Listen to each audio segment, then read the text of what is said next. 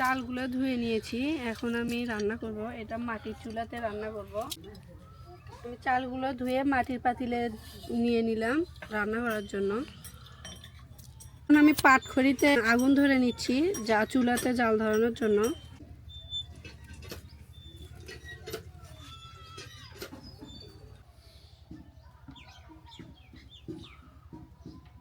আমি নিয়েছি লাল পাকড়ি আলু ছোট ছোট, এগুলো দিয়ে আর হাতির কাম সিম দিয়ে মজাদার ভাজি রেসিপি তৈরি করব।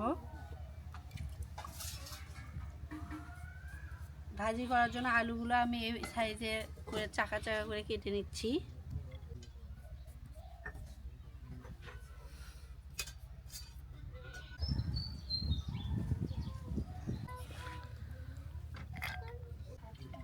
আলুগুলো কেটে নেওয়া শেষ, এখন আমি সিমগুলো ধুয়ে নিব, ধুয়ে নিয়েই কাটবো।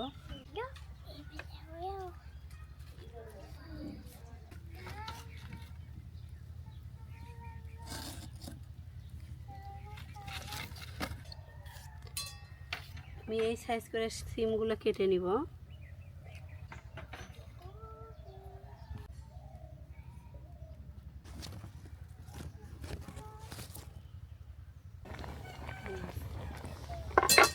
এখন আমি ভাজির জন্য পেঁয়াজ মরিচ কেটে নিচ্ছি।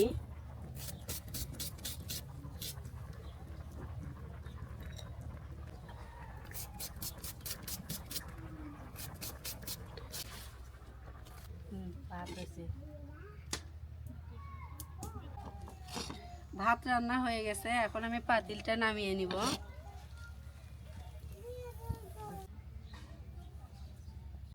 চুলাতে কড়াই বসিয়ে দিচ্ছি সিম ভাজি করার জন্য। কড়াই গরম হয়েছে, এখন আমি দিয়ে দিচ্ছি রান্নার সাদা তেল।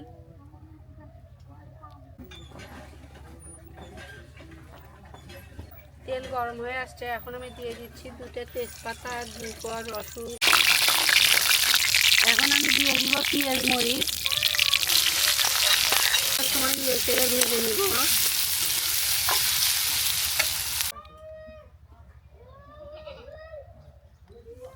পেঁয়াজ মরিচ ভাজা হয়ে গেছে, এখন আমি দিয়ে দিব গুঁড়া মশলা, পরিমাণ মতো জিরের গুঁড়া, হলুদ গুঁড়া, স্বাদ মতো লবণ। মশলাটা হালকা ভেজে নিয়ে এখানে আমি ভাজিটা করে নিব। মশলা আমার ভাজে নেওয়া শেষ, এখন আমি দিয়ে দিব সিম আলুটা। এখন আমি নেড়ে চেড়ে ভালো করে ভেজে নিব। সিম ভাজিটার স্বাদ বাড়ানোর জন্য আমি কয়েকটা পেঁয়াজের পাতা দিব কেটে। পাতাটা ছোটো ছোটো করে আমি কেটে নিব। পেঁয়াজের পাতা এভাবে নেড়ে চেড়ে আর কিছুক্ষণ ভেজে নিব, তাহলে আমার ভাজিটা হয়ে যাবে।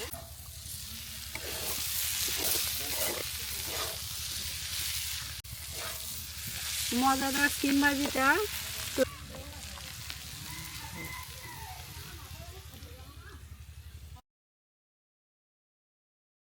এখন আমি ডিমটা ফেটে নিচ্ছি। এর সাথে ডিমটা ভালো করে ফেটে নিব। ডিমটা ফেটে নেওয়া হয়ে গেছে, এখন আমি তেলে ভেজে নিব। ডিমের এক পাশ হয়ে গেছে, এখন আমি এটা উল্টিয়ে দিব। এভাবে ডিম ভাজিটা হয়ে গেছে, আমি 3টা ভাগ করে কেটে নিয়েছি। এখন আমি ডিম ভাজিটা উঠিয়ে নিব এটা সিম ভাজির উপর। আজকে আমরা পরিবারের সদস্য সবাই একসাথে খাবো। গরম ভাত সাথে ডিম ভাজি আর সিম ভাজি, খেতে হেভি মজা হবে। প্লেটগুলো আমি সাজিয়ে নিচ্ছি। আমার মেয়ে খাওয়ার জন্য অস্থির হয়ে আছে। মা বড় খাও, কারণ তোমার বাবাও আসবে এখানে। কেমন হয়েছে মা, খেয়ে বলো তো। বিসমিল্লাহ। হেভি টেস্টি হয়েছে।